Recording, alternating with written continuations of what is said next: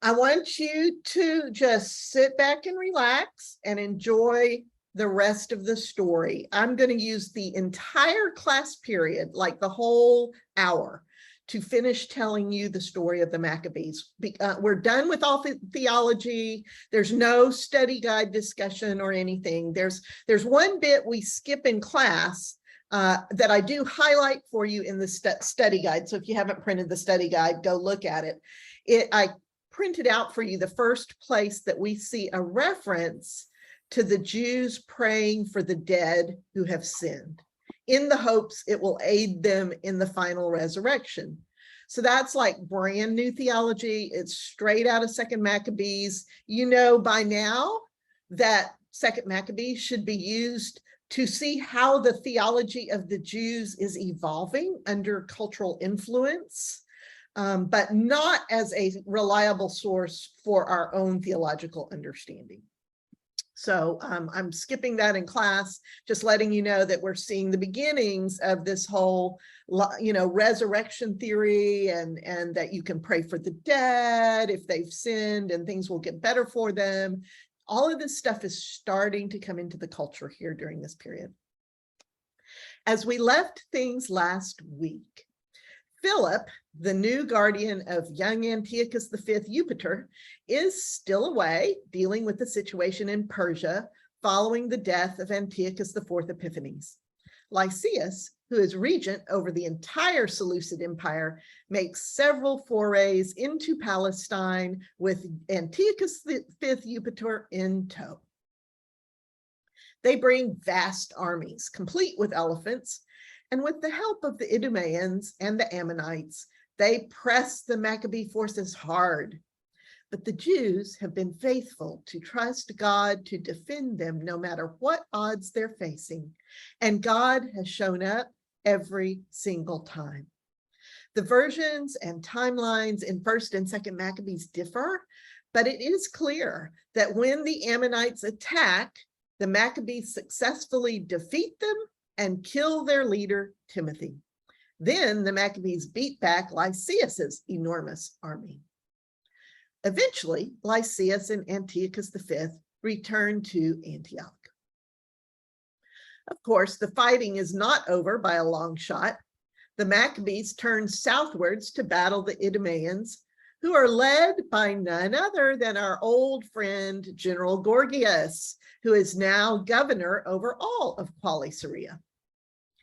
During the fighting, one of the Jews grabs Gorgias's cloak, drags him off his horse, trying to take him alive, but one of the enemy soldiers cuts off the soldier's arm, and so Gorgias escapes. Judas charges the Idumean troops and puts them to flight. Well, Lysias and Antiochus V may have lost some battles, but they're not ready to admit defeat. They raise another huge army with more elephants and cavalry. Menelaus, who is still high priest in Jerusalem, eggs Lysias on, figuring this is the side his bread is buttered on. But frustrated by the repeated and humiliating defeats they've already experienced, Lysias tells Antiochus V that Menelaus is the reason this whole revolt started in the first place. So Antiochus V has Menelaus executed. Goodbye and good riddance. With a brand new army at his back, Antiochus V, in his arrogance, marches out to show those Jews that he is even tougher than his father, Antiochus IV Epiphanes. In alarm, Judas Maccabeus calls on all the people to pray day and night with weeping and fasting, lying prostrate for 3 days. And then he tells them to get up and get ready. Judas decides to march out to meet the vast armies before they arrive at Jerusalem. He exhorts his troops to fight bravely to the death and gives them the watchword, God's victory. Then, with a hand-picked force of the bravest of the young soldiers, he attacks the king's pavilion at night, killing 2,000 men in the camp and killing the lead elephant and its rider. In the midst of all this, Lysias and Antiochus V receive word that Philip, the man Antiochus IV appointed as regent over his son, has just arrived in Antioch from Persia. Philip is a definite threat to Lysias, so Lysias needs to wrap things up in Jerusalem and get back to Antioch pronto. Lysias cares a whole lot more about maintaining his regency over the entire Seleucid Empire than he does about quelling this Jewish revolt. As a result, it's suddenly over. In return for cessation of the revolt, the Jews are to have their temple restored to their control. They're to be allowed to live according to their own customs, including eating their own food and having their own laws. Now, exactly when these concessions are made is a little fuzzy. Second Maccabees includes the text of 4 letters concerning this peace treaty that are copied into this part of Second Maccabees. 2 of the letters are dated before the death of Antiochus IV. One is from his son, Antiochus V, to Lysias, affirming the terms of the agreement. And the 4th letter is from Rome, also approving the treaty negotiated with Lysias. So who knows which, if any of these letters is accurate, but it does appear that the Jews win back their rights around this time. Note, they haven't won independent rule. They're still subjects of the Seleucid king and the local governors of Quale Syria, but they have won back their right to be Jews. When Lysias returns to Antioch, he finds that Philip has indeed seized the throne as he feared, but Lysias overpowers Philip and takes back the throne. It's now 161 BCE. As you know, Antiochus IV has died. His son, Antiochus V, who is a child, has ascended the throne. Lysias is regent over the entire Seleucid Empire on behalf of Antiochus V. But there's another player, Demetrius, the nephew of Antiochus IV, has been held in Rome as hostage all this time to ensure Seleucid compliance with that old treaty. His throne name is Demetrius I Soter. He escapes from Rome, where he's been held hostage. He wrests the Seleucid throne from his cousin Antiochus V and Lysias, both of whom he puts to death. So now there's a new king in town named Demetrius. The story then refers to a man named Alcimus, who has apparently been high priest at some point. And according to the writer of Second Maccabees, he had willfully polluted himself during that time. Now, we haven't run across a high priest by this name. The commentaries really were not very helpful on him, but I think it's possible that he may have been one of the Samaritan high priests who is looking to be reinstated to the more prestigious temple in Jerusalem. That's just my guess. He goes to the new King Demetrius and gives him a golden crown, a palm, and some olive branches from the temple. But he doesn't press his case quite yet.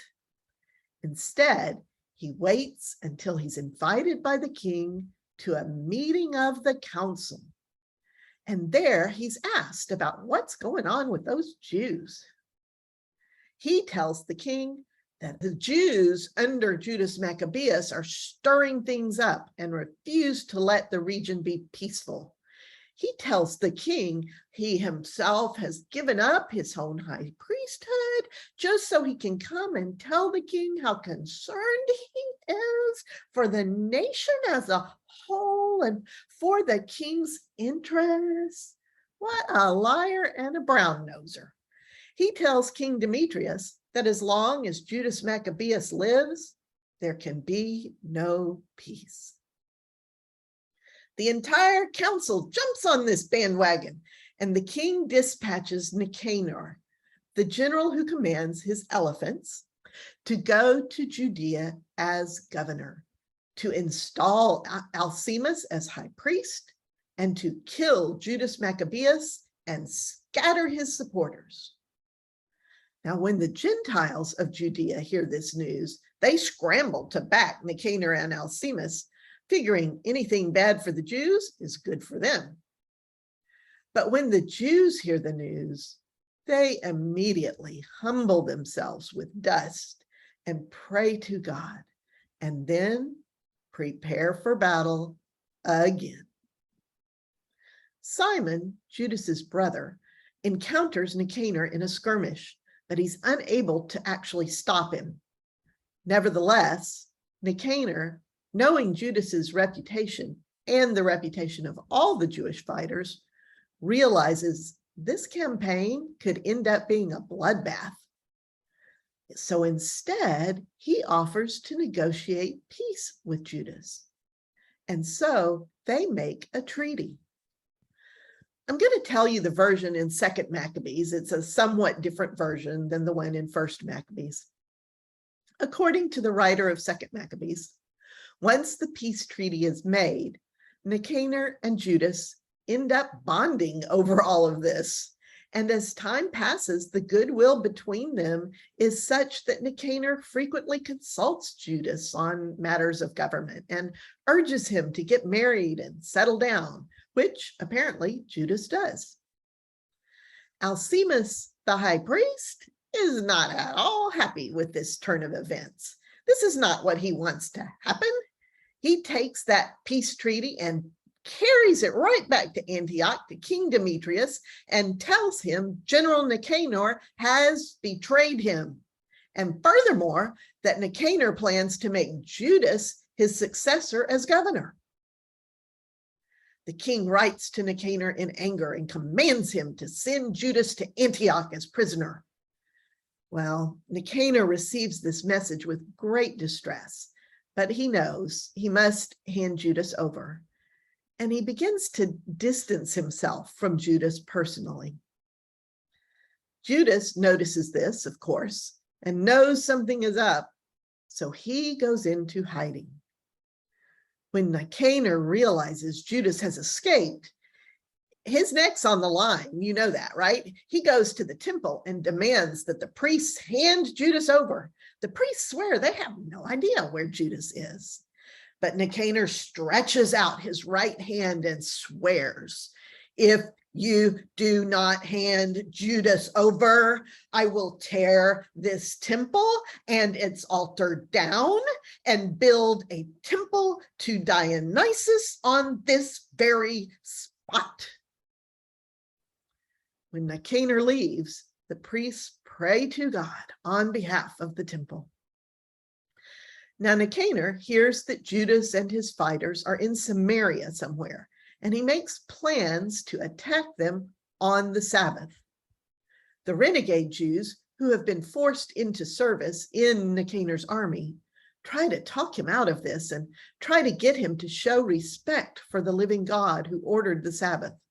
But Nicanor replies, I am sovereign as well here on earth, and I command you to take up arms. Judas, of course, remains faithful to God throughout all of this. He arms his men with spears and shields, but also with courage and faith in God. He tells them of a vision he's had. I saw Onias, the high priest, praying for all of us. And as he prayed, another dignified, gray-headed one appeared, full of majesty and authority. And Onias said, this is Jeremiah, the prophet of God, who loves Israel and prays always for the people and for Jerusalem. And then I saw Jeremiah stretch out his hand to me and give me a golden sword. And he said, take this holy sword given to you by God and strike down your enemies. Now that dramatic imagery sounds very 2nd Maccabees, doesn't it? But the young soldiers are encouraged mightily by Judas's words. Judas lifts his hands and prays, "O Lord, when King Hezekiah of Israel was threatened by Sennacherib the Assyrian, you sent your angel, and 185,000 were killed in the enemy camp. Now, O Lord, send your angel ahead of us to spread terror and trembling. Strike our enemies down by the might of your arm." And just then, the trumpets of Nicanor's army sound, and their battle songs fill the air. But Judas and his warriors meet them with fight in their hands and prayer in their hearts. And thus, the warriors of Israel are able to kill 35,000 of the enemy that day. As they return to camp, they find the body of Nicanor lying dead in full armor, and they give a great shout and thanks to the Lord. Judas orders that Nicanor's head be cut off and carried with them to Jerusalem. When they arrive, they go directly to the altar at the temple and show everyone Nicanor's head. And they show them his vain arm he had stretched out against them. Judas then cuts out Nicanor's tongue and says he'll feed it in pieces to the birds. Then he hangs Nicanor's head from the citadel so that all the people can see that the Lord has come to their aid. Judas realizes that the Romans are becoming very strong and they will destroy Palestine if the Jews don't form an alliance with them.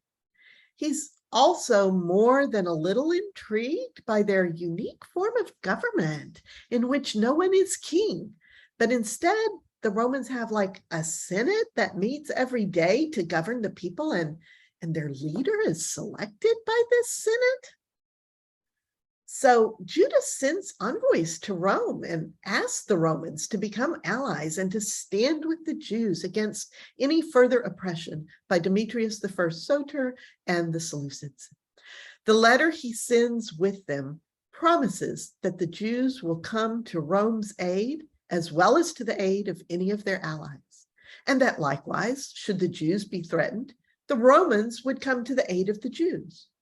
The Romans agree to these terms and write a letter to the Seleucid king Demetrius I Soter, telling him that the Romans will defend the Jews on land and on sea. It's now about 160 BCE, and while all this letter writing and negotiating has been going on, King Demetrius has been concentrating on conquering the Jews. As far as I can tell, that Roman treaty doesn't actually come in time to do Judas any good at all. When King Demetrius hears that Nicanor has fallen, he sends another general, Maccabees, along with the would-be high priest Alcimus, to try again. This isn't quite as large of an army, something like 20,000 infantry and 2,000 cavalry. But Judas's forces are also severely diminished. He's only got 3,000 of his best men with him. And when those 3,000 see the vast Seleucid army, they are absolutely terrified. During the night, all of Judas's soldiers slink off, except for 800 men. When Judas awakes and sees his fighters have deserted him, he is crushed. It absolutely destroys his soul. Nevertheless, he gets up and encourages his remaining 800 men to go with him into battle against that army of 22,000. They try to talk him out of it. They try to get him to retreat until they can raise reinforcements. But Judas is done. The desertion of his men has ripped the heart out of him. He says, "Far be it from us to run from them. If it is time for us to die, so be it. But let us die bravely." And so The battle is enjoined. Bacchides splits his forces in two and comes at Judas and his men from two sides. The mighty Jewish warriors blow their trumpets and fight fiercely. But Bacchides overpowers them. Judas is killed, and the remaining soldiers flee. Afterwards, Judas is buried in the tomb of his ancestors at Modaim, and all of Israel mourns him, saying, "How the mighty has fallen, the Savior of Israel." After Judas's death, all the renegade Jews start coming out of the woodwork. Bacchides chooses godless men and puts them in positions of authority. He searches out any who supported the Maccabees and tortures and kills them. 1 Maccabees 9:27 says, "There was great distress in Israel, such as had not been seen since the prophets ceased to appear among them." Finally, a secret meeting is held with the remaining friends of Judas and his brother Jonathan. They urge Jonathan to become their ruler and fight Bacchides. When Bacchides hears this, he calls out a manhunt. Jonathan and his brother Simon and all who are with them hide in the desert of Tekoa. But Bacchides finds out where they are, and he and his army cross the Jordan in pursuit. Quickly, Jonathan sends his brother John to beg the Nabateans, Arabs who live in the Negev desert, to safeguard all their belongings and stores. The Nabateans have been their friends, but one of the Nabatean families, the Jambres, go rogue. They kill John and seize all the belongings and stores he has with him. Hearing this, Jonathan and his brother Simon take a bloody revenge on the Jambri family by ambushing them at a wedding. And then they turn to face the army of Bacchides. Urging his men to cry out to heaven for deliverance, Jonathan and his men plunge into battle on the shores of the Jordan River. But Jonathan cannot get the upper hand. Jonathan and his men leap into the river and swim to the other side to escape. Victorious, Bacchides returns to Jerusalem, where he fortifies many cities as well as building up the citadel again. Bacchides is, of course, the enemy of the Jews politically, but Alcimus, who is with him, is the enemy of the Jews religiously. As I noted, my suspicion is that Alcimus must have been one of the renegade priests serving in the temple at Samaria. And Alcimus makes it his mission to destroy the inner holy part of the temple. But just as he begins, he has a stroke and is paralyzed and unable to speak. He dies in great agony. After Alcimus's death, Bacchides returns to Antioch, leaving all those garrisons behind to keep an eye on Palestine, and the Jews are left relatively undisturbed for about 2 years. But it doesn't last. Some of the renegade Jews go to Antioch to consult with Bacchides and convince him to come back and destroy Jonathan and his men. This time, Jonathan and his brother Simon crush Bacchides. In anger, Bacchides turns on the renegade Jews who talked him into this ill-fated mission and kills many of them before he leaves and goes back to Antioch. Jonathan then sends envoys to Antioch, who are able to negotiate a peace deal with Bacchides and even obtain the release of some of the captives being held there. Jonathan himself settles in Michmash, just a few miles north of Jerusalem, where he functions as a judge for the people. From there, he continues his campaign to push the godless from the land. Everything is fine until King Demetrius is threatened by a guy claiming to be Antiochus IV's other son. He's not really. The text doesn't tell you this, but historically, we know that this guy is actually unrelated and his real name is Alexander Balas.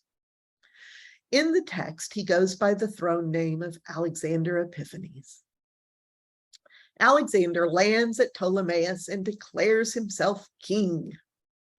King Demetrius in Antioch assembles a large army, dashes off a letter to Jonathan asking for help and giving Jonathan the authority to recruit troops. As a gesture of goodwill, he also orders the soldiers of the garrison in the citadel in Jerusalem to release all the hostages they've been holding. Meanwhile, the would-be King Alexander hears that King Demetrius is trying to strike an alliance with Jonathan. Now, Alexander has heard of the Maccabees' formidable bravery and success, so he writes his own letter to Jonathan, appointing him high priest and making him, quote, king's friend. Jonathan accepts King Alexander's offer and becomes high priest and begins recruiting and arming troops. Well, King Demetrius has to up his ante. He sends a second letter to Jonathan, promising gifts, tax exemptions, elimination of the annual tributes, release of control of the citadel, and the release of all captives held in any part of the Seleucid Empire. The Jews are to be allowed all their festivals and Sabbaths and are to be allowed to enter the Seleucid military. Up to this point, they were considered too treacherous to be allowed in the military. Furthermore, the Jews enlisting in the Seleucid military would have commanders from their own ranks. But wait, there's more. The lands in Samaria and Galilee that the Seleucids have taken from Judas are to be given back, and the Jews are to be allowed to live under their own laws and to be governed by the high priest. And there's more. The city of Ptolemais, where King Alexander has set up his rival government at the moment, is to be given to the temple as a gift and a source of revenue, and to be supplemented by 15,000 shekels of silver from the king's own treasury. The treasury is also to bear the entire cost of repairing and restoring the temple and the walls and the fortifications around Jerusalem. Well, that's a pretty amazing offer. But Jonathan and the people turn King Demetrius down flat, because they remember all the wrongs Demetrius has done to them and they do not trust him. The battle lines are drawn with Jonathan and his fighters on the side of King Alexander.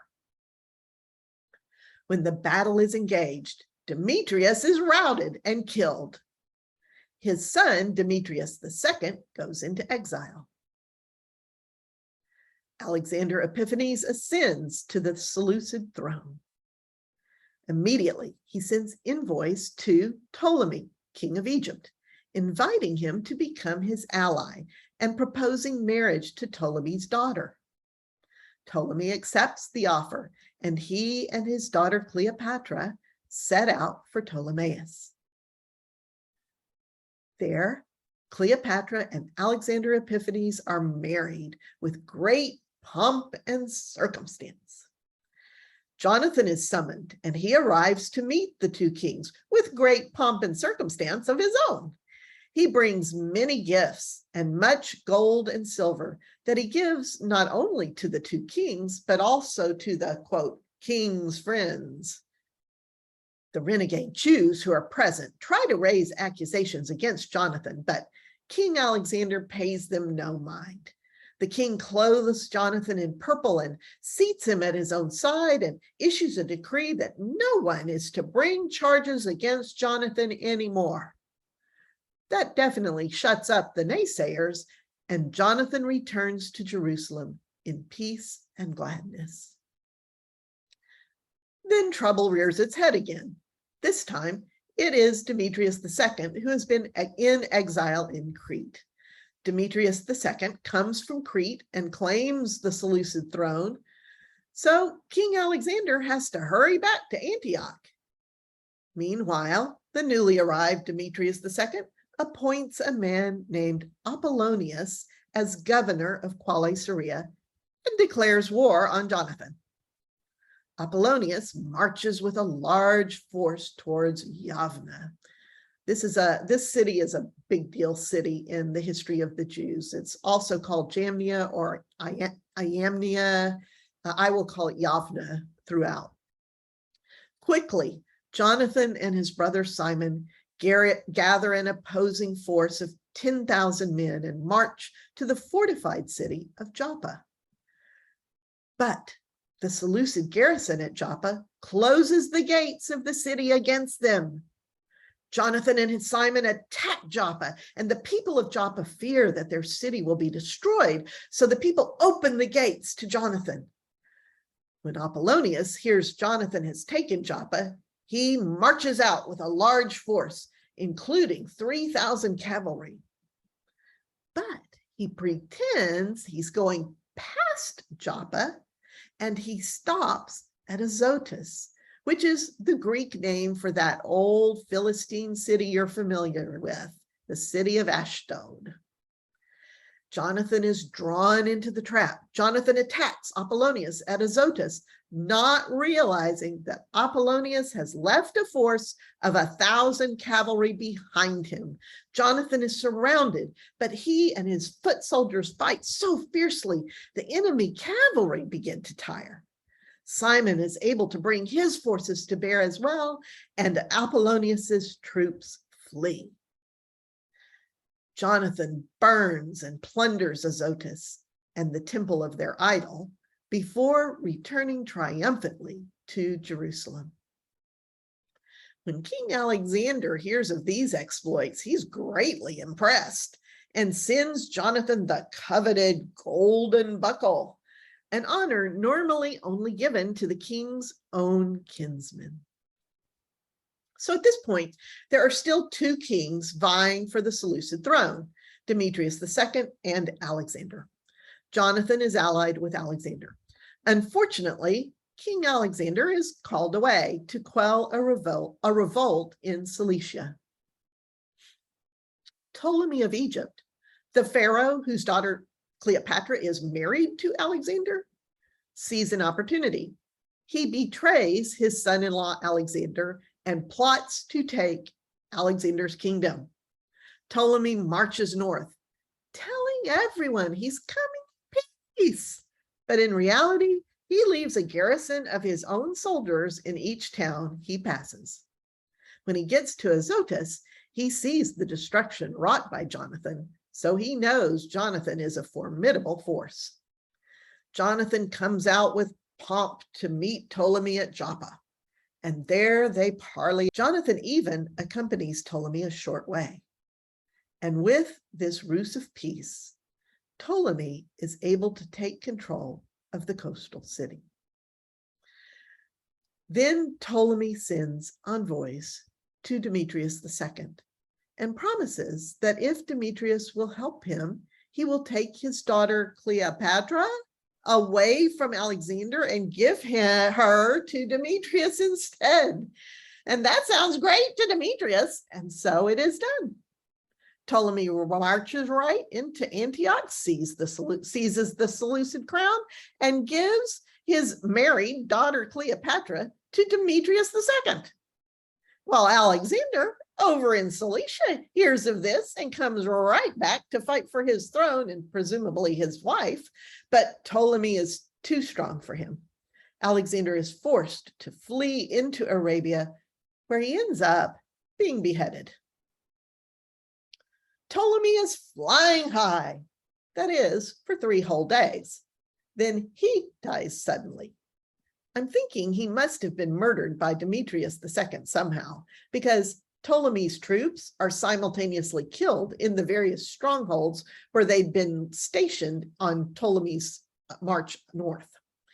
Demetrius II claims the Seleucid throne for himself. This is not good news for Jonathan. He's backed the wrong horse. First, he backed Alexander and then Ptolemy, and he snubbed Demetrius in doing so. Jonathan's got to make some strategic decisions here. He decides that the first order of business is to take the citadel south of the temple. He does not need enemies inside the walls of Jerusalem, right? Of course, the renegade Jews take word of this to Demetrius in Antioch, and Demetrius sets out for Ptolemais and sends word to Jonathan to stop the attack on the citadel and to meet him in Ptolemais. Well, Jonathan knows better than to stop the attack on the citadel, and he also knows he's walking into a trap if he goes to Ptolemais. But it's the only chance he's got of settling this whole thing diplomatically. So despite the danger, he goes to meet Demetrius at Ptolemais, bringing silver and gold and many gifts. It is a sign of Jonathan's military strength and reputation that he ends up being able to win the favor of Demetrius. Demetrius ends up confirming Jonathan as high priest and bestowing on him many honors, including being named not just a king's friend, but one of the king's chief friends. Jonathan promises Demetrius 300 talents in exchange for freeing Judea and Samaria from the annual tribute. And so Demetrius writes a letter of treaty, giving the Jews Judea and parts of Samaria, all the parts that are actually bordering on Judea. Tributes are canceled, and the land is finally at peace. Now that the land is at peace, though, King Demetrius has no need for mercenaries, for those guys he'd hired to fight Jonathan. So he fires them all. And that does not go over well with the mercenaries. Remember, when Ptolemy and Demetrius defeated Alexander and Alexander had fled to Arabia where he was caught and beheaded? Well, apparently Alexander still has a young son living in Arabia. So one of the mercenaries that King Demetrius fires, a man named Trypho, goes to the Arab who is raising Alexander's son, Antiochus, and tries to convince the Arabs to help him overthrow Demetrius and put young Antiochus on the throne. Well, Demetrius is in a weak position since he's fired all his mercenaries. So when Jonathan asks Demetrius to withdraw his remaining troops from the citadel, please, Demetrius agrees to do that if Jonathan will send troops to Antioch to help him fight off Trypho. Jonathan, of course, immediately sends 3,000 troops. I mean, these guys have done a peace treaty together. This is to Demetrius's great relief. However, the king's problems are much bigger than he realized. The entire city rises up in revolt against Demetrius. 120,000 people riot and try to kill him. Demetrius flees the palace, but with the help of Jonathan's fighters, he finally regains control of the city. The people, seeing they are defeated, throw down their arms and beg the king to make the Jews stop fighting them. And so the Judean warriors return home, victorious and laden with spoils. Of course, King Demetrius doesn't change his spots. He's always been treacherous, and that's why Jonathan didn't trust him in the first place. As soon as he's safe, Demetrius reneges on all his big promises. It's right about here that Trypho arrives from Arabia, with Alexander's son Antiochus in tow and an army behind him. Without Jonathan's troops there to help him, Demetrius is defeated, but not killed. And the young Antiochus becomes king. Antiochus writes to Jonathan, confirming him as high priest and as one of the, quote, king's friends. He sends Jonathan gifts and grants him the right to drink from golden vessels, to wear purple, and to wear that golden buckle. And he appoints Simon, Jonathan's brother, as governor over the coastlands from Tyre to Egypt. Palestine, never does seem to be at peace, though. There are continual battles and skirmishes with various factions, but Jonathan and Simon hang on through it all. Jonathan, now ensconced as high priest and leader of Judea, decides it's time to renew the friendship with the Romans. He sends envoys to the Roman Senate and to the Spartans with copies of the old alliance between the Jews and the Romans. Around this same time, Jonathan hears that Trypho and his disgruntled mercenaries are coming to wage war on him now that they've overthrown Demetrius. Jonathan marches north to Hamath to prevent Trypho's army from invading Judea. Well, Trypho is counting on a surprise attack by night, but Jonathan's spies warn him of Trypho's plan. And when Trypho's troops realize they no longer have the element of surprise, they know they're done. So they light fires in their camp so it'll look as if someone is there that night, and they flee before the sun comes up. When the day dawns and Jonathan realizes that the enemy camp is empty, he pursues Trypho and his troops, but they've got too much of a head start and he can't catch up with them. So Jonathan returns to Jerusalem and makes plans to strengthen its fortifications. He also works to build a high wall between the citadel and the city so that the Seleucid garrison is cut off from getting supplies from the city. This is a brilliant strategic tactic. They've never been able to dig those Seleucids out of that citadel, but now they are going to basically try to starve them out. Trypho, of course, is not happy just being the force behind young King Antiochus. Trypho wants to be king of the Seleucid Empire himself. But he's afraid if he tries to assassinate Antiochus, with whom Jonathan has a relationship, and treaty and all this stuff, Jonathan will defend Antiochus. So Trypho figures he's got to get rid of Jonathan first. So Trypho marches out to make war on Jonathan and kill him. But Jonathan meets him at Beit Shean with an even larger army. Trypho knows he's got no chance at that point, so he pretends to be Jonathan's friend. He's just coming as a friend and gives him all sorts of honors. And then he says, oh, why drag all these people around with us when you and I are not at war? Send everyone home except a few good men, and let's go to Ptolemais together so I can hand it and some of the other strongholds over to you. And then I'm going to go back home to Antioch. Well, Jonathan does not realize this is a trick.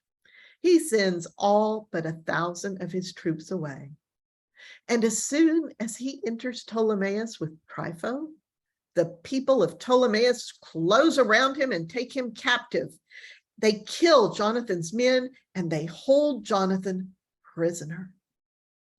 Trypho sends troops and cavalry to wipe out Jonathan's remaining soldiers elsewhere in the land, but they meet with such stiff resistance that they give up and turn back for Antioch. And everyone is afraid of what will happen next. Simon, Jonathan's brother, is of course ready to step into Jonathan's shoes. Simon was the brother their father Mattathias had appointed so long ago as head of the family. He's a seasoned warrior by now, but he's also an extremely gifted and wise leader. He encourages the people to take heart, reminding them of all the Maccabees have done. He pledges to fight just as hard as his brothers before him. And so the people acclaim Simon as their new leader, and Simon prepares for war. Trypho marches out to invade Judah, taking Jonathan with him as captive. And when he meets Simon's encampment, he sends Simon an envoy saying, "We are detaining Jonathan because he owes money to the royal treasury. If you send us 100 talents of silver and 2 of his sons as hostages to ensure he does not revolt against us, we will release him." Well, Simon knows Trypho cannot be trusted, but he's between a rock and a hard place. If he doesn't at least try to win Jonathan's release, diplomatically, by complying with Trypho's demands, the people will think he hasn't done everything possible to avoid war. So Simon sends the money and sends 2 of Jonathan's sons. But just as he feared, Trypho takes it all and still does not release Jonathan. Trypho and his army circle around towards Adora, a town several miles south of Jerusalem, trying to find a way into Judah to attack it. But everywhere they go, Simon's army marches in parallel, a moving barrier preventing invasion. Meanwhile, the Seleucid garrison in the citadel at Jerusalem is beginning to run out of food. They start sending urgent messages to Trypho, and Trypho gathers a cavalry force to attack. But that night, there is a heavy snowfall, and the cavalry are useless. God to the rescue again. Frustrated, Trypho abandons the garrison to starvation, marches to Gilead, kills Jonathan, and goes back to Antioch. Simon gathers his brother's remains and takes him back and buries him in the family tomb at Modain. And all of Israel mourns him greatly. It's now 142 BCE. Now that Jonathan is dead, Trypho wastes no time in killing young King Antiochus and declaring himself king of the Seleucid Empire. But don't forget King Demetrius. He still has a claim to the throne. Trypho certainly has the upper hand, but King Demetrius fights back. Simon has to choose sides. During a pause in the fighting, he sends a gold crown and a palm branch of peace to King Demetrius. Demetrius accepts these gifts and agrees to be Simon's ally. First Maccabees 13:41 says that it is during the rule of Simon that the yoke of the Seleucids will be removed from Israel. And Israel actually begins dating their years from the first year of Simon, the high priest, commander, and leader of the Jews. Simon is able to conquer all the remaining strongholds of the Seleucids, expelling them and cleansing the cities of idols. The remaining soldiers in the citadel begin to perish from starvation, and when they sue for peace, Simon expels them as well and takes the citadel. Finally, on the 23rd day of the second month, the Jews enter the citadel with a parade of praise and palm branches, singing and instruments, a great day of celebration, for finally,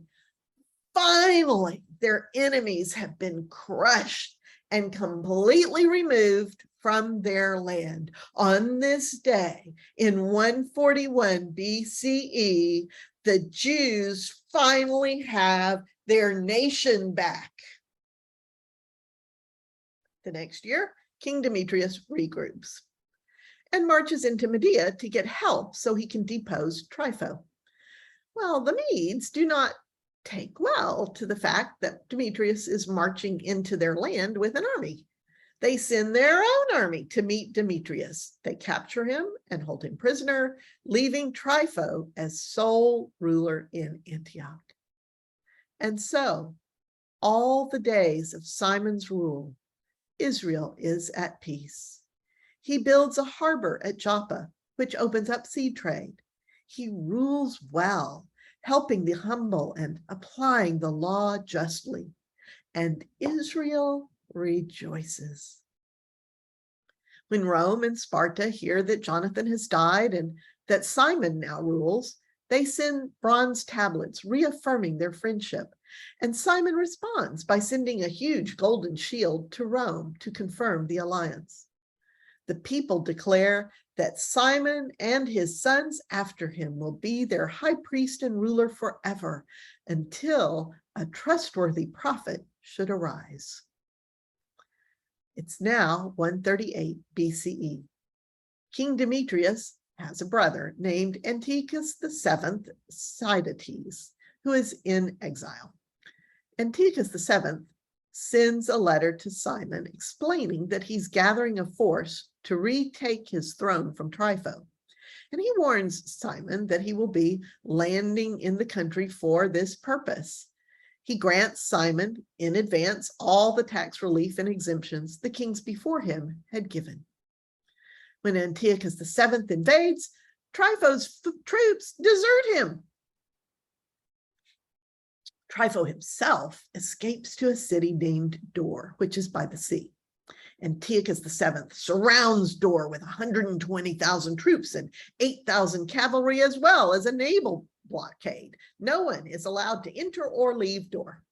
Simon helps by sending 2,000 handpicked troops, plus silver and gold and military equipment. But Antiochus VII, realizing he no longer needs Simon's help in conquering Trypho, who's now on his own, Antiochus refuses Simon's help and breaks all his former agreements. Instead, Antiochus sends word to Simon that Joppa, the citadel, and other cities outside of the traditional borders of Judea belong to him, and that Simon must not only hand them over, but he must pay 1,000 talents of silver for reparations and for tribute. But Simon tells the envoy, "We have not taken anything but what is our rightful inheritance. We will not give any of our territory back. However, we will give you 100 talents for Joppa and Gazara." Well, the envoy leaves in anger and returns to the king, reporting what Simon has said and also reporting Simon's great riches. Antiochus VII is enraged, but just then Trypho escapes from Dor. So Antiochus VII sends one of his generals, a man named Sindabius, with infantry and cavalry to retake Judea, while Antiochus takes the rest of the forces and pursues Trypho. When Simon hears that General Sindabius is moving against him, he calls his 2 eldest sons, Judas and John, and says to them, "I and my brothers have fought bravely, and Israel has prospered under our hands, but I am old. You two will have to be the ones to fight for our nation now."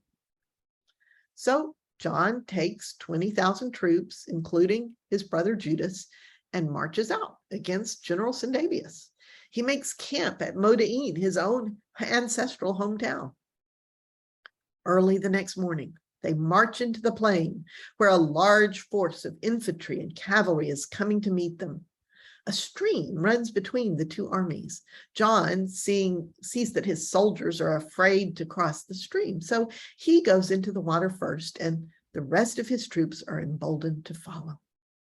Once across, the battle is joined, and General Sindabius and his forces are routed. Judas is wounded, but John is able to pursue Sindabius as far as Kedron and then return to Judah safely. At about this same time, a man named Ptolemy, not a pharaoh, this is just a guy named Ptolemy, has been appointed governor over the plain of Jericho. He happens to be one of Simon's sons-in-law. Well, this man Ptolemy makes plans to overthrow Simon and his sons and take control of Judea himself. So when Simon and 2 of his sons come for a family visit, Ptolemy gets them drunk and then kills them. Then Ptolemy writes letters to Antiochus VII informing him of these things and asking him to make Ptolemy himself ruler of Judea. He simultaneously sends troops to assassinate John, and he sends bribes to the various captains so they will switch allegiance. But news of the coup reaches John before the assassins do. Greatly shocked that his brother-in-law has murdered his father and brothers, John nevertheless rallies men who help him capture and kill the assassins. And here, the story of the Maccabees ends. The world continues in this fashion, with wars and battles and kings murdering kings. The Seleucids weaken steadily until they're no longer a threat to Rome. By the middle of the 1st century BCE, the Romans no longer have need of an alliance with the Maccabees. The Maccabees, also known as the Hasmonean dynasty, continue serving as high priests in Jerusalem. They are serving there when the Romans under General Pompey finally do invade Palestine and claim it as their own in 63 BCE. The last Hasmonean high priest is executed by Mark Antony in 37 BCE, and Herod the Great is made puppet king and tetrarch of the 4 provinces of Judah. Herod is beholden to Rome, and Herod kills every last male of the Hasmonean line. And after that, the high priests serve at Herod's pleasure. We have finished the Apocrypha. We are now to the time of Jesus. This then is where we will pick the story up when we begin the New Testament in September.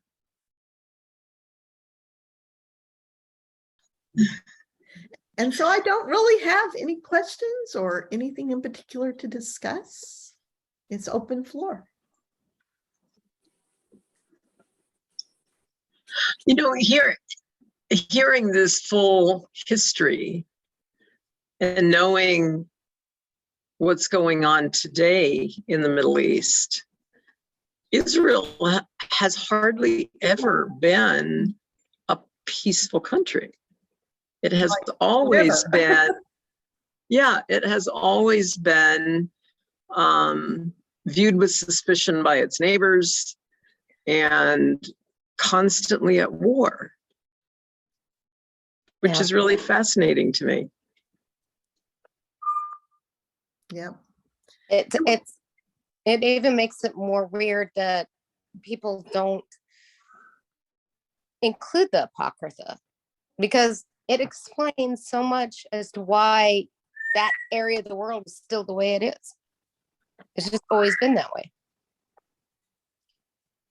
Yeah, and it also explains to me, it helps me understand better the world that Jesus entered into and what the Romans might have been upset about. It's like it gives you a whole new perspective on Herod and the Romans and the high priest, the Sanhedrin, and all that. It gives you a lot better perspective on what's at risk and what the history is and what these relationships are.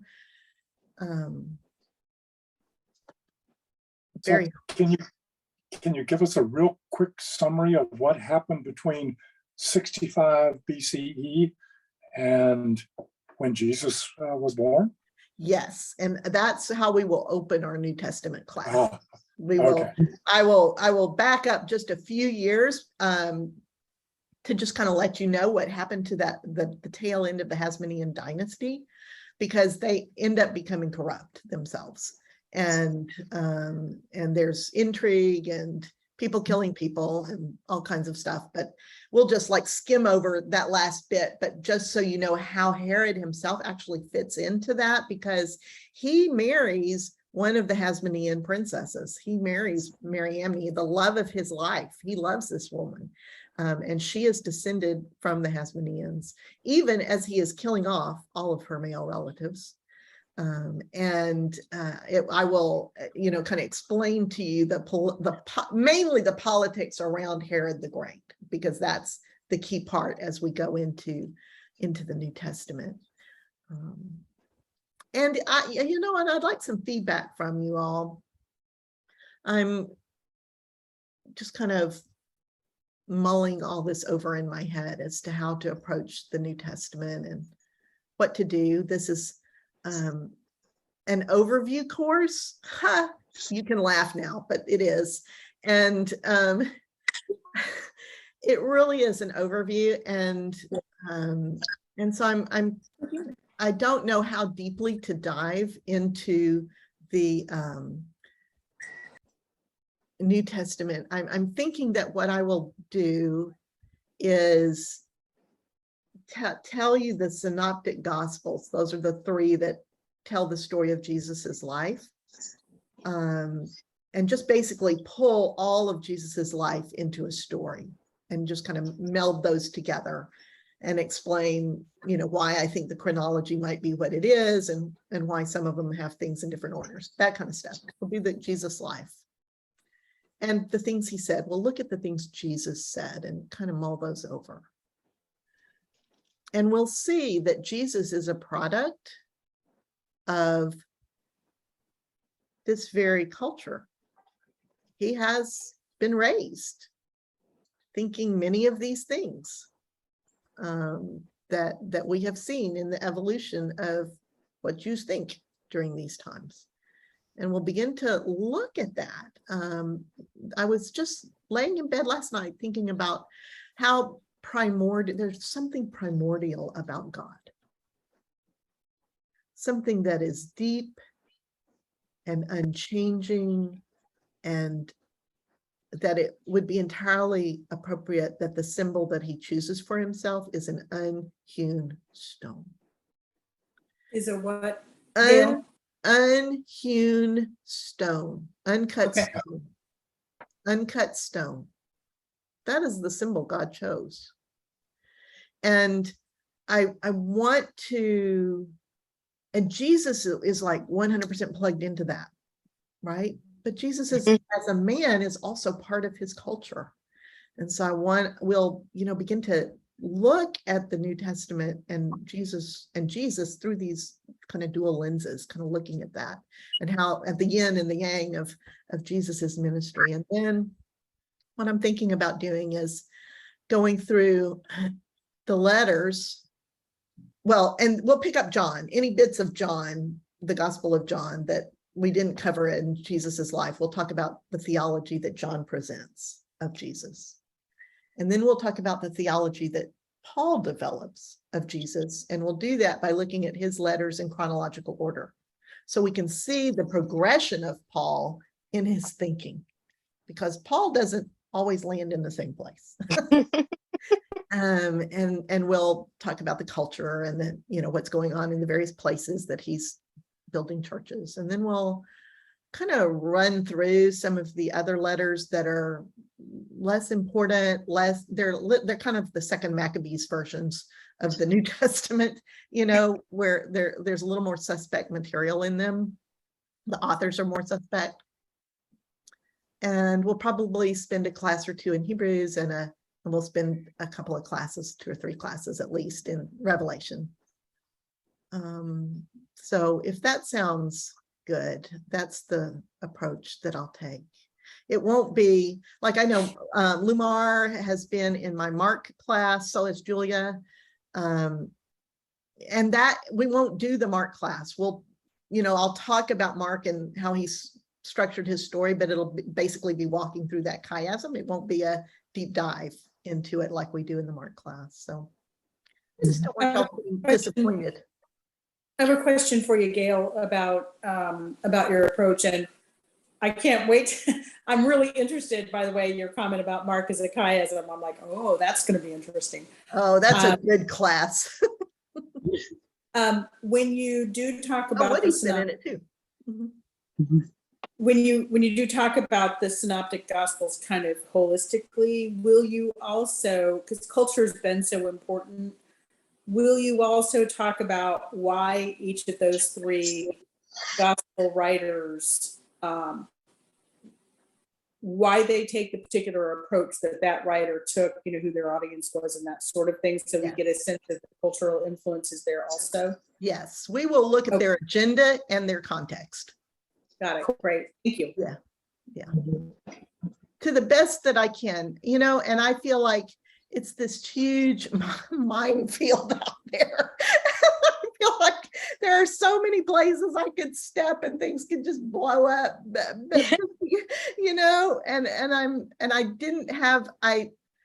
I had that feeling the first time I taught Revelation, and I'm much more comfortable with Revelation now. I just trusted God through the whole thing, and it totally worked out. So I think this is a safe place for you to take the minefield risks. Mm-hmm. Yes. And I think that we trust you to do that. And I think that those minefield risks are worth taking. Mm-hmm.